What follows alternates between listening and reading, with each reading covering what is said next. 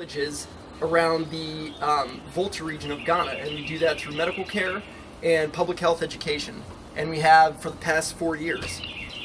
So I would like to tell you how we started, who we are now, and what the plans are for the future. So Reach for Ghana was started in 2010 by Allison and Jeremy Powers, if you guys want to raise your hand.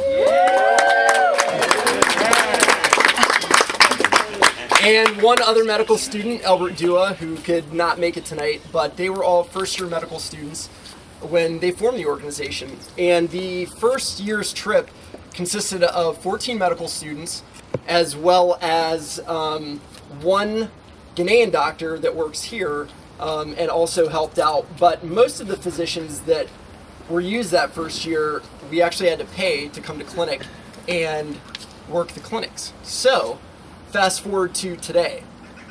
Our team this year is comprised of medical students, physical therapy students, and pharmacy students. So it really is a interdisciplinary effort, as well as we have partnered with the family medicine residency program at St. Francis Medical Center that have supplied 4 physicians last year, as well as a physical therapist and a nurse. And this year will be, the roster's still kind of in flux, but 4 or 5 physicians, 2 physical therapists, maybe a couple nurses, and hopefully a pharmacist if we can get them to go. So we really have grown in the past 4 years. What are the clinics that we do? So we stay in the city of Ho, which is the capital of the Volta region, and we go to 5 rural villages that range from 45 minutes to 2.5 hours away. And we set up 1 clinic in each village every day. And after a week of that, we do a week of public health education where we go to the same villages, into the schools, and teach the children. And if we're fortunate enough, sometimes we get an opportunity to speak to the adults as well. But typically that's hard to do. As you can imagine, there are no paid time off days in Ghana. So it's very difficult for all the adults to take work off for an entire day. Because that could have large financial as well as other implications for their family. And what do we do in those clinics? A couple of the biggest complaints that we have are actually musculoskeletal pains. A lot of the men still do all their farming by hand, and if you see them walking along the road, a lot of them have machetes where they still are bending over, cutting down their crops every day. So as you can imagine, day after day, year after year, that takes a toll on your muscles and your joints. And that is why we bring the physical therapist with us. Also, optometry. There's a lot of visual problems as well, and most of it is actually visual acuity. Just the aging population that we see needs reading glasses, and we take over hundreds of pairs of reading glasses with us, and they're just the simple reading glasses that you buy at any pharmacy here, but they are one of the most needed things that we can give the people in the village. Obviously, we treat infections while we're there, and we treat chronic disease as well. And chronic diseases like high blood pressure, and I'll touch on that a little bit later on the types of diseases that we're treating and what we're planning on doing. But we also treat malnutrition in the forms of vitamin supplements, and we take tons of them, especially for the children, to the villages as well. And usually the medications that we have aren't all used in the clinic days, so we have a lot left over that we donate to Life for the Living Medical Center, also known as LilyMed, which is a clinic that we partner with in Ghana.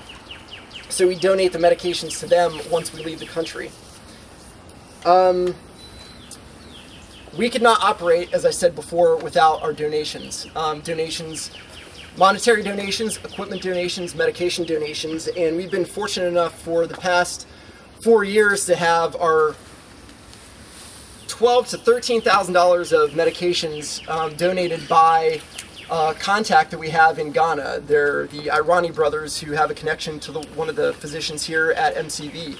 And we hope to keep that relationship going, but we're always looking for different avenues to get medication donations and ways to acquire them in case for some reason that wouldn't help or that wouldn't work out one year, because that would be disastrous to the clinics if we didn't have the medications to bring. Also, we've had many equipment donations through the year. A professor at MCV has been gracious enough to donate thousands of dollars of equipment that we are able to purchase through the hospital at cost. We also have a partnership with United to Heal, which is another nonprofit organization here in Richmond that acquires medical supplies to give to other missions trips. And I would like to pause there for a second to speak about a team member, Muhammad Ibrahim, who was one of the original 2014 team members and unfortunately tragically lost his life at the end of last year. But the team did an incredible job honoring him, and I just wanted to acknowledge him and pay tribute as someone who will always be a team member of Reach for Ghana. Also, Giving to Extremes is a nonprofit organization out of Glen Allen. It's run by Dr. David Rapp, who is a urologist at Virginia Urology that does missions work himself. And through him, we were able to raise thousands of dollars last year. Also, we were able to acquire a microscope that we are donating to the clinic that we work with through him. Dr. Rapp also is very generous with not only his finances and his organization, but his time as well. And he approached me earlier in the year to see if there would be people on this year's trip that would be interested in pelvic floor disorders, which are also a huge problem in third world countries with the either lack of or very low pre and postnatal care. So he's taken 5 students that he set up with a physical therapist who will teach them how to spot these diseases, some exercises that they can use, as well as educational brochures that will be translated into Awe, which is the native language of the Volta region, so they can give out during the clinics when they spot these. Also, he's taken on a few medical students to work with a pathologist to learn about the microscope that we're going to donate to the clinic, so they will know how to use it as well as maintain it, because that's one of our biggest challenges when we donate any type of equipment, that we're giving it to someone who has not only someone that knows how to use the equipment, but has a way to maintain it. So if something goes wrong, they're still able to use it, and it doesn't just sit in the corner and gather dust, which unfortunately is a problem sometimes that other organizations have with their mission work. So that's us in a nutshell right now. Where are we going in the future? Within the 3 short years that we were a organization, we acquired 501c nonprofit status from the IRS, which was huge in allowing us to do some of the things that we need to do as a nonprofit organization. And we've been fortunate enough to partner up with a few lawyers at a firm in downtown Richmond who agreed to do some pro bono work for us. And one of the big changes that's going to happen in the next month is we are going to become a corporation, which has some added benefits in addition to being a 501c. It won't really change anything that we do on a daily basis, but we get some benefits, as well as it also covers us from a liability standpoint as well. From a disease standpoint, what are we doing in the clinics? When we first started out, one of our questions was, how do we treat the disease? Now our question isn't how do we best treat the disease, but what is causing this in the first place? Why is this disease a problem? Which may sound a little obvious when I say it, but another challenge that we have as an organization being completely student run is time. Having a full medical school, PT school, pharmacy school schedule, it's not easy to do all the work that we need to get done after hours. So that is something that we're going to work on this year with St. Francis. We're going to gather a lot of epidemiological data to find what the most prevalent diseases are in the village, where people get their water from, where they get their food from, and be able to track that for future use. Something else that we're working on is a medical record system to allow us some continuity from year to year. Another team member is able to donate us iPads, and we thought at first that would be great to go over and use electronic medical records, but speaking with our counterparts in Ghana, we realized that wasn't the best thing for them. And so we're going to create paper medical records this year, that we're going to partner with the district hospital in order to take the records at the clinic, give to them so the same people can be treated at the hospital all year round. We can get the records back next year when we come in hopes there will be greater continuity of care.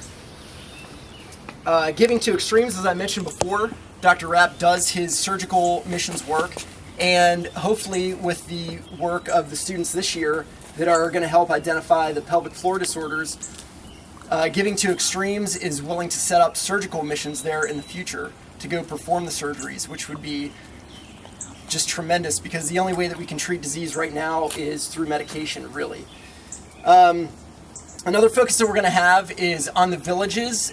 We are thinking of potentially downsizing from the 5 villages that we do right now to maybe 2 or 3 to give better quality of care to the people in those villages. Last year we saw over 900 people in the 5 days of clinic, and it's difficult to always give the best one-on-one individual treatment that the people need when you're seeing that many people every day. And finally, Dr. Kwabena Bokie is a Ghanaian physician who practices in New York right now, and he's been running medical missions in Ghana since 2009, and we are looking at potentially partnering up with his organization as well to go over and do some clinic with them next year, as well as maintaining our clinics in the Volta region, because we certainly don't want to stop doing that. So that's sort of a little overview of who we are and what we're doing. If you would like to know any more, I would be more than happy to talk with you afterwards. So thank you again for everyone coming out tonight. We appreciate it.